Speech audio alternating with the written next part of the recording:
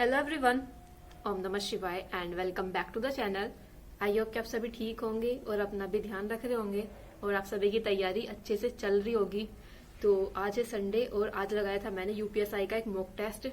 तो क्या रहा है उसमें मेरा स्कोर मैं आप सभी को बताऊंगी। सबसे पहले तो मैं आप सभी को कुछ चीजें बता देती हूँ, क्योंकि जो लोग नए जुड़ते हैं उनको नहीं पता रहता कि कैसे कैसे क्या क्या चीजें चल रही है। तो लास्ट 2 संडे मैंने मॉक टेस्ट लगाए थे RWA से। 2 मॉक टेस्ट लगाए थे, दोनों ही मेरे इनकम्प्लीट रहे थे, क्योंकि उसमें मेरे मैथ वाला जो पार्ट था बार बार पता नहीं क्या दिक्कत हो रही थी। मतलब अनअटेम्प्ट हो जाते थे सारे क्वेश्चन, कभी कुछ कॉल आने की वजह से, कभी इंटरनेट वीक होने की वजह से सारे क्वेश्चन अनअटेम्प्ट हो जाते थे मैथ के। तो ऐसा हो रहा था। इस बार मेरा पहली बार मतलब 2 मॉक टेस्ट मैंने लगाए अभी तक, ये 3rd मेरा मॉक टेस्ट था। मॉक टेस्ट भी नहीं, एक्चुअली में ये प्रीवियस ईयर वाला पेपर था। तो 2 मॉक टेस्ट मेरे बिल्कुल बेकार गए इसी वजह से, क्योंकि पूरे क्वेश्चन अटेम्प्ट नहीं हो पाते थे, कुछ क्वेश्चन अनअटेम्प्ट हो जाते थे, मतलब किए हुए क्वेश्चन हो जाते थे अनअटेम्प्ट। तो इस बार मेरा ये जो मैंने अपना प्रीवियस ईयर का जो पेपर लगाया था, मेरे सारे क्वेश्चन ही अटेम्प्ट हुए। तो ओवरऑल मेरी क्या तैयारी है, क्या क्या चीजें चल रही हैं अभी, तो इसलिए मैं थोड़ा सा आज खुश हूं कि चलो एटलीस्ट मैंने जितने भी क्वेश्चन किए थे, बेशक मेरा स्कोर कम रहा हो, ऐसा नहीं है कि मेरा स्कोर बहुत ज्यादा अच्छा रहा, बहुत ज्यादा मतलब अच्छा स्कोर आया, लेकिन एक चीज की ये तसल्ली है कि चलो एक बार पूरे क्वेश्चन मेरे अटेम्प्ट तो हो गए ना, क्योंकि मेरे लास्ट 2 मॉक टेस्ट थे, पूरे क्वेश्चन ही अटेम्प्ट नहीं हो रहे थे। तो आज मैंने किया था 2017 का, आई थिंक 2017 का यूपीएसआई का एक प्रीवियस ईयर पेपर किया था मैंने। मैं आप सभी को लास्ट में बता दूंगी कि मैंने कौन सी डेट का, कौन सी पाली का, मतलब कौन सा क्वेश्चन पेपर था जो मैंने सोल्व किया था। ये मैंने किया था टेक्स्ट बुक से, क्योंकि मैं थोड़ा सा, एक तो मैंने पहले RWA पर जाकर देखा, वहां पर देखा कि आज का जो टेस्ट था, मतलब आज का जो मॉक टेस्ट था यूपीएसआई का, वो वहां पर अपडेटेड नहीं था, वहां पर था नहीं आज के दिन का मॉक टेस्ट। तो मैं उसके बाद गई टेक्स्ट बुक पर देखा, वहां पर मुझे मॉक टेस्ट नहीं मिले यूपीएसआई के। मुझे लगता है कि सभी ना लोग हैं वो अनलॉक कराने पड़ेंगे, उनके लिए हमें अलग से कुछ परचेज करना पड़ेगा, जो कि मुझे थोड़ा सा महंगा लग रहा था, 700 कुछ का था वो, उसको अनलॉक कराने के लिए। तो फिर मैंने सोचा कि एक काम करता है, मॉक टेस्ट नहीं लगाते, मॉक टेस्ट लगाने के लिए वो परचेज करने पड़ेंगे पहले। तो फिर मैंने PYQ देखे, क्योंकि यूपीएसआई के PYQ जो थे फ्री में ही अवेलेबल थे, तो मगर PYQ लगाकर देखते हैं। तो आज मैंने लगाया था यूपीएसआई का 2017 का एक प्रीवियस ईयर पेपर। तो मतलब 2017 में अगर मैं पेपर देखती तो क्या मेरा इतना स्कोर आता, क्योंकि कट ऑफ तो बहुत ज्यादा दिखा रखी थी मेरी, कट ऑफ तो फिर भी क्लियर नहीं हुई है। बट चलो ये भी है कि अभी तैयारी करना शुरू किया है, धीरे धीरे चीजें बेटर होती जाएंगी।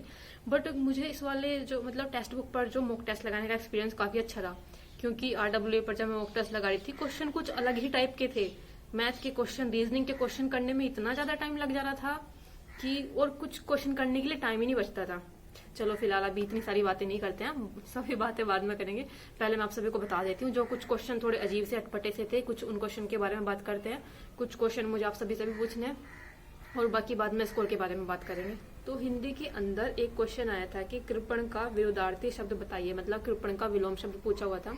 और हिंदी वाले पार्ट को करने में और कॉन्स्टिट्यूशन वाला पार्ट करने में मुझे इतनी जल्दी रहती है कि बस एक बार मैं सोचती हूँ कि एक बार क्वेश्चन को एक बार पढ़ लिया, दोबारा पढ़ने की जरूरत ना पड़े और उसको कर दूं, मतलब फटाफट, क्योंकि टाइम बचाना होता है। इतने कम टाइम के अंदर आपको सारे क्वेश्चन करने हैं, 2 घंटे के अंदर आपको 160 क्वेश्चन करने हैं, जिसमें से 80 क्वेश्चन सोल्वेबल होते हैं मैथ और रीजनिंग के मिलाकर। तो इसलिए टाइम ज्यादा बचाने की कोशिश में, मतलब बचाने के चक्कर में मैं इस तरह की गलती कर देती हूँ, जो कि हो चुकी है। अब देखो, कृपण का विरोधार्थी पूछा हुआ था, मैंने कंजूस लगा दिया, जबकि उन्होंने अपोजिट पूछा हुआ था। इस तरह की गलती हो जाती है जब हम बहुत ही जल्दबाजी में। क्वेश्चन था कि किम्बर्ली सोने की खदानें कहाँ पर स्थित है, मतलब कौन से महाद्वीप में स्थित है। तो देखो, ज्योग्राफी का मुझे वो पार्ट याद आ रहा है, करियर व्हील पर विवेक सर पढ़ाते थे, आई थिंक विवेक यादव नाम था उनका। उनसे मैंने एक बार ज्योग्राफी पढ़ी थी बहुत टाइम पहले स्टेट के एग्जाम के लिए। तो तब उन्होंने ये गोल्डन सिटी वगैरह के बारे में पढ़ाया था। अफ्रीका में ही सबसे ज्यादा सोने के भंडार और सबसे ज्यादा हीरे के भंडार आई थिंक अफ्रीका में ही पाए जाते हैं। तो उन्होंने बताया था, ये वाला मुझे यहाँ से आता, किम्बर्ली सोने की खदानें जो थी, गोल्डन डिपॉजिट। एक इसके बाद एक ये क्वेश्चन आया था कि इस यातायात प्रतीक का क्या मतलब है, जो कि मैंने गलत लगा दिया। मैंने लगा दिया था कि क्रॉसिंग वर्जित है, यानी कि यहाँ से क्रॉसिंग मना है, जबकि इसका था पैदल यात्री वर्जित। तो इस तरह की गलती होती है। ये देखो कितना मतलब इजी सा क्वेश्चन था, बट इतना ध्यान सा ही नहीं गया, बस स्टार्टिंग में मुझे 3rd वाला ऑप्शन दिखा क्रॉसिंग वर्जित, यही मैंने लगा दिया, जिस वजह से कुछ इतनी छोटी छोटी सी गलतियां भी हुई है। एक भाई, ये क्वेश्चन डॉक्टर MS स्वामीनाथन को किस रूप में जाना जाता है, ये क्वेश्चन रिपीटेड कहीं ना कहीं आता ही रहता है। प्लीज अगर किसी को नहीं पता, वैसे तो सभी को पता होगा, लेकिन अगर किसी को नहीं पता है तो इस क्वेश्चन को बिल्कुल याद कर लेना अच्छे से। हर मतलब किसी ना किसी एग्जाम में कहीं ना कहीं आपको ये दिख ही जाएगा कि हरित क्रांति के जो जनक थे डॉक्टर MS स्वामीनाथन जी थे। एक क्वेश्चन था कि कौन सी पहली मुगल इमारत है जो शुद्ध संगमरमर से बनी है। मैंने तो ताजमहल लगाया था, जहां तक मुझे तो थोड़ा इतना बहुत ही पता है, बस हिस्ट्री के बारे में ज्यादा नहीं पता।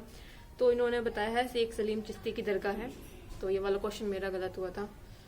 एक क्वेश्चन था कि भारत का अधिनियम है जंगली जानवरों, पक्षी और पौधों को संरक्षण प्रदान करता है। स्टार्टिंग में मैं भी इसका वन्यजीव संरक्षण ही लगाने वाली थी, क्योंकि पहले जंगली जानवरों की बात हुई है, फिर पक्षियों की बात हुई है। बट जब लास्ट में मैंने पढ़ा ना कि पौधों को संरक्षण प्रदान करने की भी बात हुई है, तो वहां पर मुझे लगा कि पर्यावरण से रिलेटेड हो सकता है, जिस वजह से ये क्वेश्चन में गलत हो गया, क्योंकि पौधों को देखकर ही मैंने पर्यावरण संरक्षण लगाया था, लेकिन फिर भी इसमें वन्यजीव संरक्षण आना चाहिए था।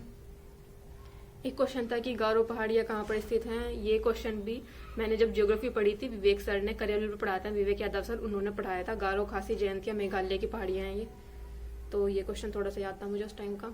एक क्वेश्चन था मैथ के अंदर की 0.066 मल्टीप्लाई 2.444, इसकी क्या मल्टीप्लाई होगी, मतलब ये करने के बाद क्या होगा। मुझे समझ नहीं आता कि इनको कैसे करूँ, डॉट डॉट डॉट ऐसे बढ़ता ही जा रहा था मतलब।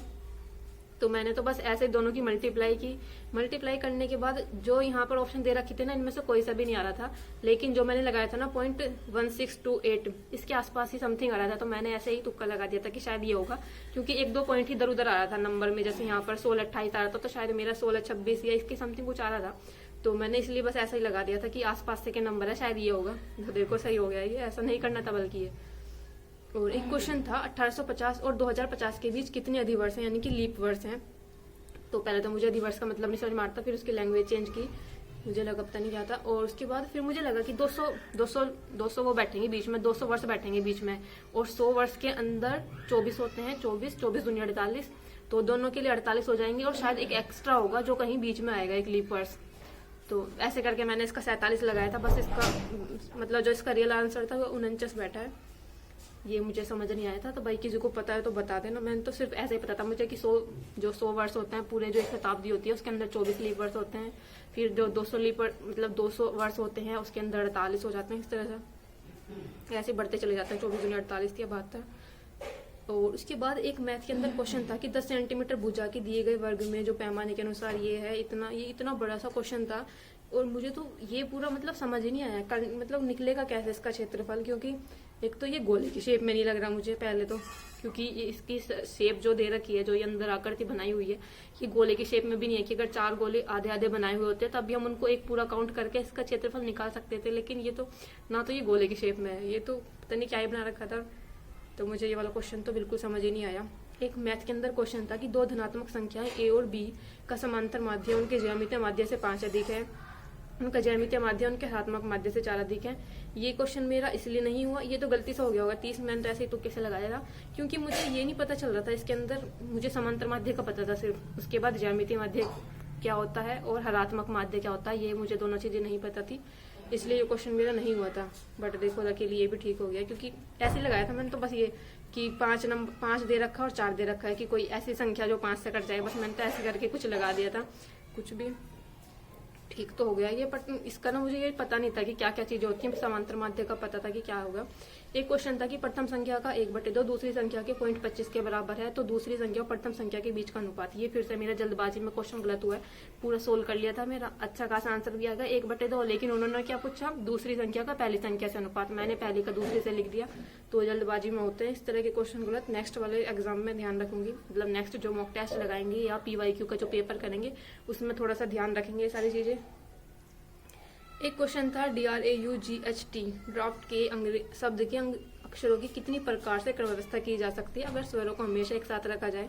देखो इस तरह के क्वेश्चन ना वैसे अभी तो कुछ एग्जाम में ज्यादातर आ नहीं रहे इस तरह के क्वेश्चन, परम्यूटेशन और कॉम्बिनेशन वाले क्वेश्चन। जब मैं 11th और 12th में थी उस टाइम पर इतने अच्छे हो रखे थे ना, ये कोई भी क्वेश्चन गलत नहीं होता था। अब तो मुझे ये समझ में भी नहीं आ रहा था कि होगा कैसा। ये मुझे सिर्फ ये पता था कि जो इसमें 2 जो स्वर हैं इनको बस एक जगह रख देना, A और U को अलग रख देना है, बाकी इन सभी को देखकर जो 5 नंबर बनेंगे, जो एक्स्ट्रा जो नंबर बचेंगे उनका कैसे परम्यूटेशन कॉम्बिनेशन करके पता नहीं क्या निकालते थे, इस तरह से कुछ होगा।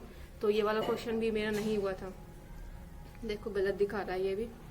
एक क्वेश्चन था कि 2 संख्याओं का महत्तम समापवर्तक 77 है और उनका योग 154 है, तो ऐसी कितनी जोड़ियां संभव है। मैंने पूरा क्वेश्चन कर भी लिया था, तो उनका जो दोनों का जो योग बनेगा ना A + B करके 2 बना था वो, और मैंने लिया 1 + 1 हो सकता है और 2 + 0 हो सकता है, जबकि 0 वाला काउंट नहीं करना था। मैंने दोनों ही ले लिए थे कि शायद ये वाला भी हो जाएगा ये वाला भी हो जाएगा, जबकि उसमें 0 वाला नहीं लेना था।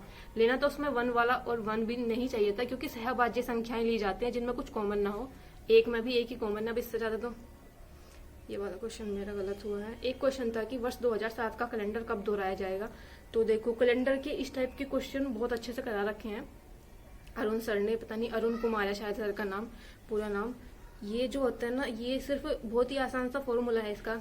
इससे मतलब 2007 से पहले एक लीप वर्ष पड़ेगा 2004, तो 7 के आसपास का कोई भी लीप वर्ष देखो, पहले वाला 2004 लीप वर्ष है, 4 के बाद 7 तक जाने में 3 साल एक्स्ट्रा लगेंगे, 4 5 6 7, यानी कि लीप वर्ष प्लस 3 हो रहा है। और जब लीप वर्ष 3 हो रहा हो तो उसके अंदर 11 जोड़कर हम उसी कैलेंडर पर जा सकते हैं जिसके बारे में उन्होंने पूछा है।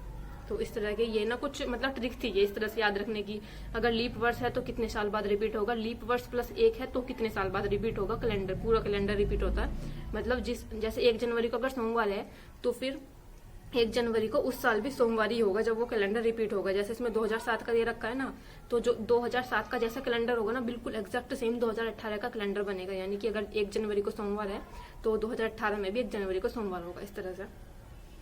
और अगर मैं बात करूँ ना, आज मेरे जो रीजनिंग में जो पार्ट था ना, जैसे ये रीजनिंग होती है जो हिंदी से लिखी रहती है, लॉजिक टाइप रीजनिंग, आज मेरे कथन और तर्क वाले ये वाले टाइप के क्वेश्चन आ रहे ही ठीक हुए हैं। जैसे ये क्वेश्चन था एक, क्या सभी स्तरों पर शिक्षा क्षेत्रीय भाषा में मुहैया कराई जानी चाहिए। फिर इसके बाद ये तर्क दे रखा था मेरा, ये भी ठीक है। फिर एक ये नेक्स्ट क्वेश्चन था कि भारत में 5 वर्षीय योजनाओं में से अधिक उपज वाली किस्म के बीज के लिए सब्सिडी देने की नीति अपनाई जानी चाहिए, ये वाला भी ठीक था क्वेश्चन। क्योंकि उससे पहले जब मैं RWA पर मॉक टेस्ट लगाती थी, मेरे ये इस टाइप के पूर्वानुमान वाले और ये वक्तव्य वाले क्वेश्चन भी गलत ही जा रहे थे, पता नहीं क्या ही चीजें हो रही थी इसमें। मेरे 3-4 मतलब जितने भी क्वेश्चन आए थे ना इसमें, इस तरह के मेरे सारे ठीक थे। एक ये क्वेश्चन था, पूर्वानुमान है कि प्रायोगिक परीक्षाएं छात्रों को तकनीकी रूप से विषय से मजबूत बनाती हैं और रिकॉर्ड बुक प्रायोगिक परीक्षा में भाग लेने के लिए अनिवार्य है, ये वाला क्वेश्चन था। ये भी पूर्वानुमान और लॉजिकल रीजनिंग पर ही बेस्ड था, तो ये वाला क्वेश्चन भी ठीक हो गया था। बाकी अब बात करते हैं स्कोर की, क्या क्या स्कोर रहा है कि सब्जेक्ट के अंदर, मैं आपको बता देती हूँ। सबसे पहले देखते हैं हिंदी की। हिंदी वाला पार्ट मैंने इतना ज्यादा पढ़ा भी नहीं है, बल्कि हम हिंदी को बहुत ही कम पढ़ रहे हैं। हिंदी वाले पार्ट में फिर भी स्कोर ठीक हो जा रहा है। आज मेरा हिंदी में 34 क्वेश्चन ठीक थे और 6 क्वेश्चन गलत थे। टाइम मैंने लिया है 10 मिनट, जो कि थोड़ा सा ज्यादा है, क्योंकि RWA पर जब मैं अपना मॉक टेस्ट करती थी तो मेरा 8 मिनट के समथिंग में हिंदी कंप्लीट हो जाती थी। तो मेरे 10 मिनट के अंदर 34 क्वेश्चन ठीक है, 6 क्वेश्चन गलत है। और जो पॉलिटी वाला पार्ट है, पॉलिटी वाले पार्ट के अंदर 18 क्वेश्चन ठीक हैं, 22 क्वेश्चन गलत हैं और 10 मिनट इसमें मैंने लिए हैं। इसमें मुझे लगता है मुझे ज़्यादा टाइम लगा है आज कानून संविधान पॉलिटी वाले पार्ट में। पिछली बार बहुत कम टाइम लगा था। तो 18 क्वेश्चन ठीक है, 22 क्वेश्न गलत हैं, 10 मिनट का इसको टाइम लगा था।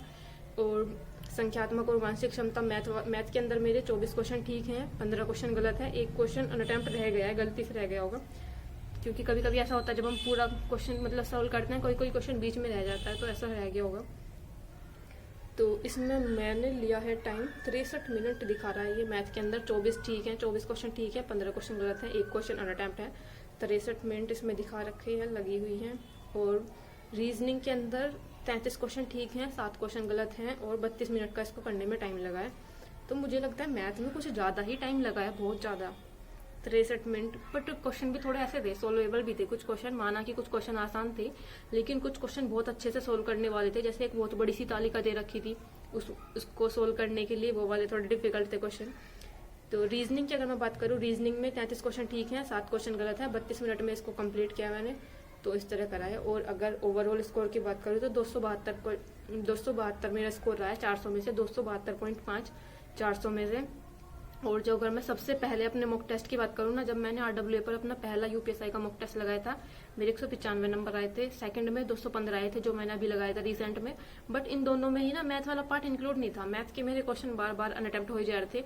आज मेरे सारे क्वेश्चन अटेम्प्ट हुए हैं, मैथ के भी हुए हैं, रीजनिंग, हिंदी और पॉलिटी वाला सभी पार्ट अनअटेम्प्ट नहीं हुआ कुछ भी, मतलब सारे ही ठीक थे, सारे मतलब किए थे। तो आज 272 बनाए मेरे 400 में से। और बाकी मेरे 109 क्वेश्चन ठीक हैं, 50 क्वेश्चन गलत है, 1 क्वेश्चन अनअटेम्प्ट है। तो ये कुछ स्कोर रहा है। और रैंक 98 दिखा रहा है, 16 से 16 में से 98 रैंक है। और स्कोर जो है 272 है। क्योंकि देखो आप सभी बताते थे कि मतलब टेक्स्ट बुक पर हमारा स्कोर जो अच्छा ही आता है, तो ऐसा नहीं है कि बहुत बड़ी बात है ये आना। क्योंकि मेरे तो अभी तक 200 के आसपास ही भटक रही थी मैं, तो मतलब 200 के आसपास ही मेरा स्कोर आ रहा था UPSI के मॉक टेस्ट के अंदर। तो ठीक है, अब और अभी तैयारी करना है, अभी धीरे धीरे चीजें इंक्रीज होंगी और चीजें ठीक, मतलब अपना स्कोर ठीक होगा। अभी नेक्स्ट संडे में मैं लगाऊंगी इससे जो नेक्स्ट वाला जो प्रीवियस ईयर का पेपर होगा वो वाला।